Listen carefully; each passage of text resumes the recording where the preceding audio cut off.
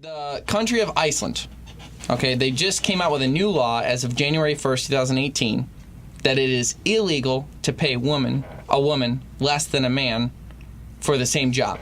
So companies will now have to obtain a certificate for demonstrating equal pay. And as of last year, the UK pay gap is what they considered as 16.9%.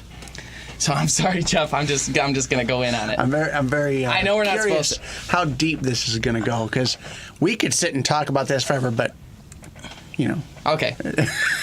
Well, the good thing is I know that we all agree. So that's the good portion of it.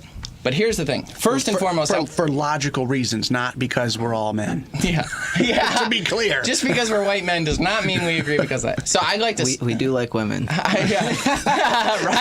Ryan said it so pillow talky, like we do like women. We do like women. Oh gosh. And now we have none listening. and So the first part of this, I would like to start off by saying, anybody that pays a woman less than a man for the same work, strictly because she's a woman, is a jerk. yeah, piece of crap. Piece of crap. Anybody that pays a man less for the same job, specifically because he's a man, They're good. is a jerk. Ryan. I see. Oh, you see. Jeez, Ryan. Is Heated debate, and we have no idea why. like Ryan turns is bad. So here's the thing. I wanted to start off by saying that if somebody pays somebody a different amount of money because of their sex, they're a jerk. Mm-hmm. But think about that sentence. If somebody pays somebody less or more, let's add that, because they're a man or a woman, they're an idiot. The problem with this income equality thing is that all the emphasis is now on whether they are man or woman. You see, if you went to somebody and said, hey, Ryan,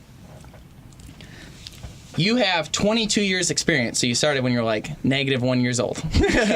But you have 22 years experience. You went to school for 8 years. You have your master's degree.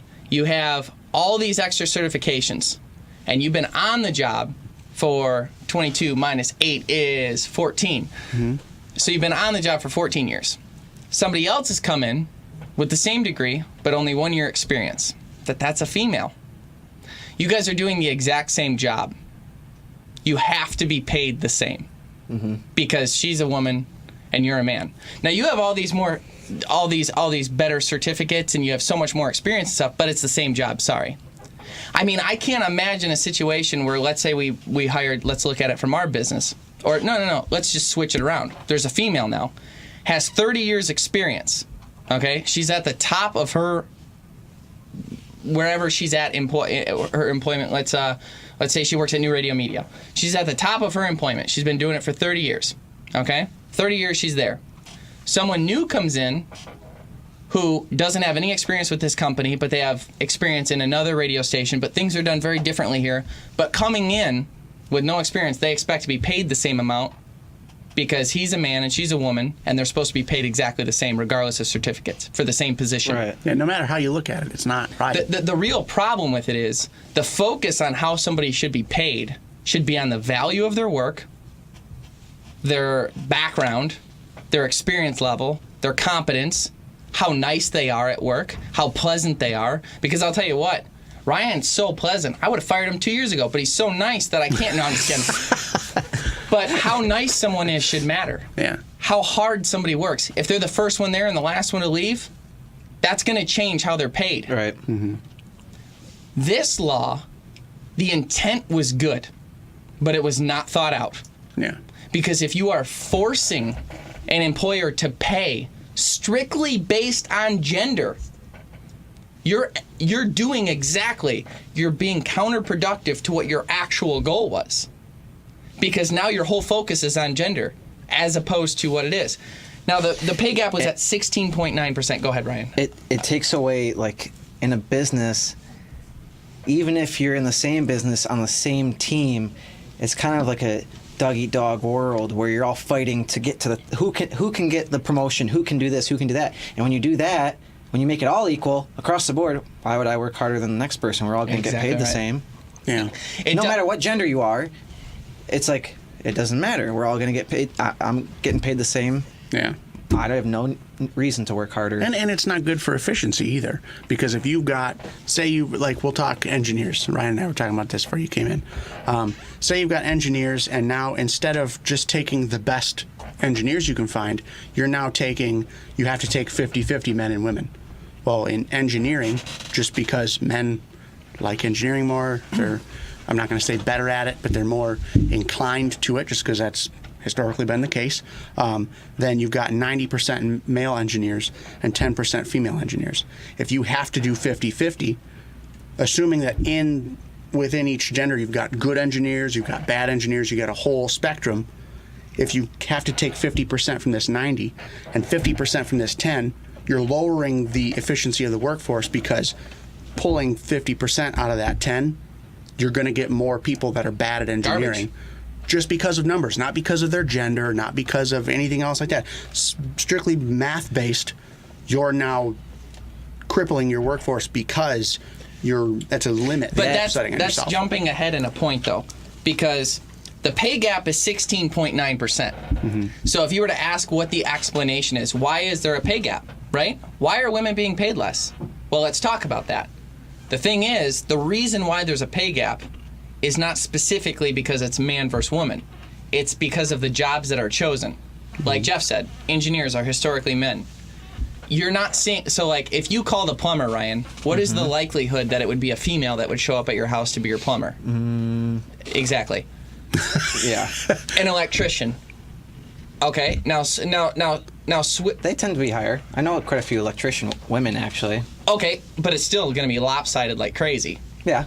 Okay, so the point is, there's jobs that are predominantly male, and there's jobs that are predominantly female. That's all there is to it. The outside jobs, the ironwork, the people that work on the skyscraper, highway construction, there are some, like you said, there's always some females, so everyone would be like, oh, there's some females, of course there is. We're talking about the overall numbers here. So the overall numbers, I believe that the jobs chosen are different, and that is always going to cause income inequality because you have different jobs. Right. Now, to Jeffrey's point, so how do you actually fix income inequality? Forcing everyone to get paid the same for the same job is going to create the problems that you talked about, Ryan.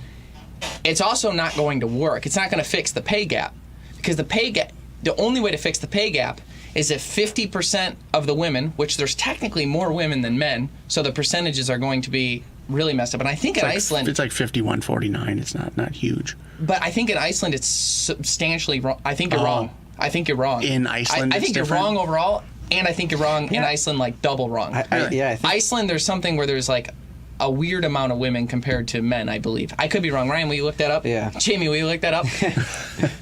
So anyhow, getting back to it though, if you want it to be zero income inequality, that means there has to be at every position 50% men and 50% women, and they have to be paid exactly the same amount of money. So that means 50% of the plumbers now have to be female. Yeah. 50% because the only way to make sure the numbers are perfect so that there's zero pay gap, income equality, you need to have 50% here, 50% here on every single position, at every single pay, at every single spot across the board. That's the only way to make it true even. Yeah. Forcing people to be paid the same, completely obliterating credentials and all of the other important things that factor into true capitalism and free enterprise is not the way to solve this problem. No. And the thought is good. Like, of course, if there's a guy out there that is like, oh, I'm going to pay this girl less because she's a woman and she's not a man for the same job, even though she has more qualifications, the same qualifications as this guy, of course, he's a horrible person. I 100% agree. And nobody wants the income equality. I want fairness. Yeah. But fairness is created out of competition. That's what the United States is based on. Now, luckily, this didn't happen here because that would be horrendous for men and women and for our economy. I don't actually know that we could survive it, but it's a terrible thing to see a good thought not thought out, like at all. Well, if you want equality, like Jordan Peterson says, you want equality of opportunity, not enforced equality, because then you have to. Equality at of that outcome case, is a scary thing. You have to require that a certain number of women become plumbers. Are you going to force women to become plumbers? Right. Like what? No, that's not. That's what I just thought of. This argument kind of seems loaded. Like, are you comparing? Because most of the largest businesses in the world, the billionaires, it's The one percenters. Yes, it's Is it? run by men for Right. the most part. All The men. Are they comparing those people also to, like?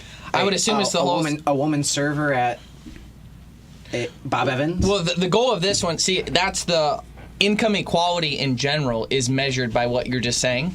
Yes, they're taking into account everybody for income equality, everybody across the board. But in Iceland, this law specifically, its goal is to make each position specific the same income. That's how they think they'll solve what you're talking about. But obviously, you just brought up another point that makes that literally impossible. It just doesn't make sense. Yeah, I don't. The math isn't there. It's like how you have such good intentions. Again, if there was a guy that was being paid less by, like, let's say there was a woman-run company and she was the CEO and she's like, "Oh, we pay the girls good here, but not the guys." It's like, you're a jerk. Yeah. And vice versa. Either way. Vice versa. It doesn't even matter. But think out your plan before you, like, because this could create literally I mean, this is going to be really bad for their economy, which is already struggling. You can see why, because they're not making good choices. I wonder how much this has to do, like, the wage gap. I also wonder how much that has to do with, like, the demeanor of men compared to women. This might make some people upset, but the demeanor. Jeez, be careful. I know. I'm I trying. got through this without probably offending anyone. We did good, but I'm probably it's just sure a not. thought experiment. The demeanor of men compared to women. Men tend to be a little more abrupt and upfront and Aggressive. Demand pay raises. Yes. I wonder how much of that has to do with that.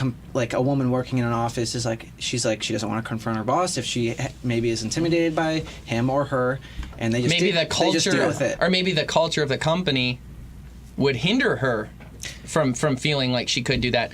And that's not. See, every woman is different. So there's some women that would, like, blow us out of the water in 2 seconds, and then there's some that aren't.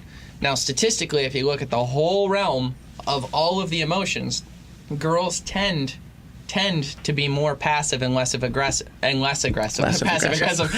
Passive and less aggressive than males. Yeah. Females, if you grabbed a random female and a random male, odds are 60% of the time the male is going to be more aggressive than the female. Sure. That's just tough if you don't like that.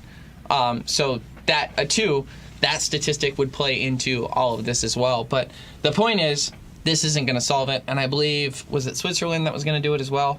I don't remember. It's a big shame. Somewhere over there. The good news is, there was a girl that posted this article on Facebook, and I commented with this good. explanation and changed her mind. Oh, you did? Really? Yeah.